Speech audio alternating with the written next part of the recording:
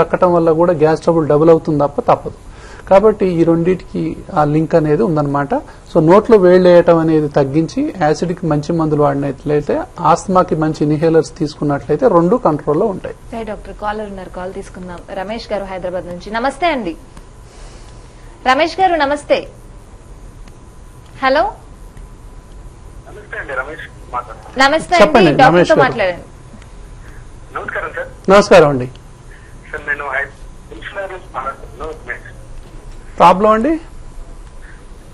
నాకు ప్రాబ్లం ఉంది చాలా. ఓకే.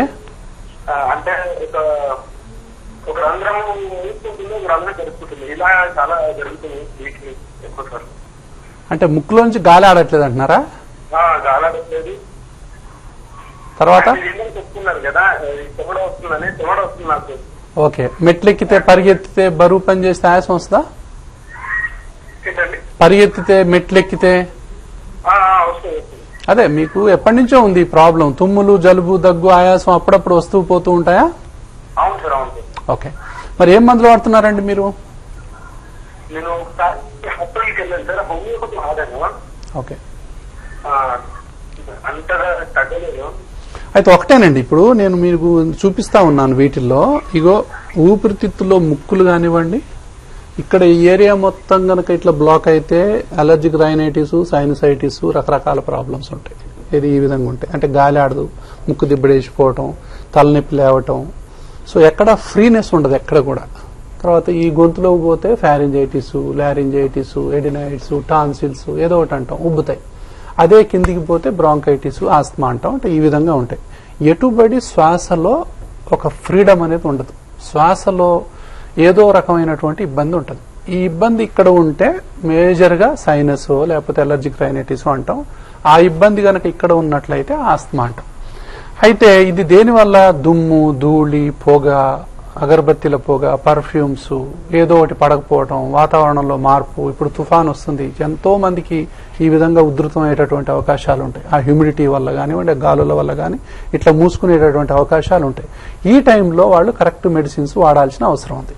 కాబట్టి ఏంటంటే మీకు ఇప్పుడు ఈ సైనస్ కంట్రోల్ కాల, ఇక్కడ అలర్జిక్ రైనైటిస్ అంటాం, ఇది మూసుకొనే ఉంది. అసలైతే ఈ విధంగా ఉండాలి, ఈ విధంగా లేదు, మీకు ఈ విధంగా ఉంది.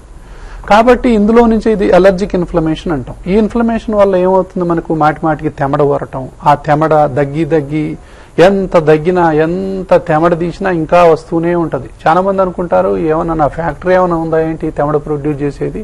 ఎంత తెమడ ఎంత సార్లు తీసినా కూడా ఆ తెమడ వస్తూనే ఉంటుంది. అది దానికి నిరంతరం ఒక రోజు పోయేది కాదు, ఒక రోజు ఇదేది కాదు. అంటే ఏంటి? అలర్జిక్ ఇన్ఫ్లమేషన్ అనేది ఈ తెమడని ప్రొడ్యూస్ చేస్తూ ఉంటది. ఈ ఇన్ఫ్లమేషన్ తగ్గనంత వరకు ఈ తెమడ తగ్గదు. ఈ ఇన్ఫ్లమేషన్ తగ్గనంత వరకు ఈ ముక్కులు ఫ్రీగా ఉండవు.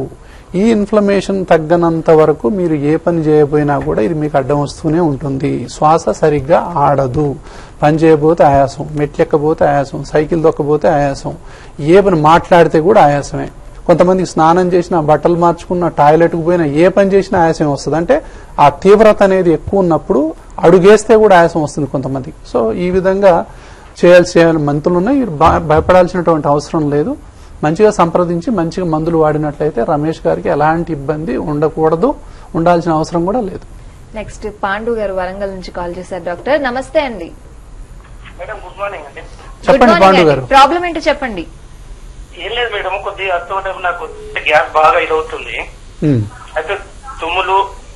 హలో చెప్పండి చెప్పండి. డాక్టర్ గారు గుడ్ మార్నింగ్. Good morning. చెప్పండి చెప్పండి. సార్ దీనికి ఈ అస్తమాకి సార్ కొద్దిగా ఎన్నాళ్ళ నుంచి బాధపడుతున్నారు? సార్ నేను ఒక 2 years నుంచి బాధపడుతున్నాను సార్. చాలా బాధ ఉందా? కొద్దిగా బాగుంది సార్. నేను ఒక హాస్పిటల్లో చూపించాను సార్, మా అన్నయ్య డాక్టర్ ఉంటాడు. ఓకే. రిలీఫ్ ఉందా? కొద్దిగా రిలీఫ్ ఉంది సార్. దీనికి కొద్దిగా ఏవేవి కొద్దిగా నిబంధనలు ఉంటాయి సార్, అవి ఏం తినకూడదని. అదే మీకు మెట్లెక్కినా, పరిగెత్తినా, కొంచెం పని చేసినా ఆయాసం వస్తుందా? ఆయాసం బాగా వస్తుంది సార్. ఇంకోటి సార్ నైట్ మాత్రం నిద్ర రాదు సార్. అట్లా నైట్ నిద్ర డిస్టర్బ్ అవుతుంది మీకు. అదే మీరు మీరు చూస్తూనే ఉన్నారు కదా, ఇప్పుడు నేను చూపించేది మీరు చూస్తూనే ఉన్నారు కదా. సో ఊపిరితిత్తులు గాని, ముక్కు గాని ఈ విధంగా మూసుకున్నప్పుడు మనకు నరకం కనిపిస్తుంది. అసలు ఏంట్రా బాబు ఈ జీవితం అనిపిస్తుంది. నేను ఎట్లా పని చేసుకోవాలా, పిల్లల్ని ఎట్లా బతికియాలా, నేను ఎట్లా చదువుకోవాలా, ఎట్లా ఉద్యోగం చేయాలా, ఎన్ని రకాల ఆలోచనలు అయితే ఉంటాయో మనిషికి నెగటివ్ ఆలోచనలు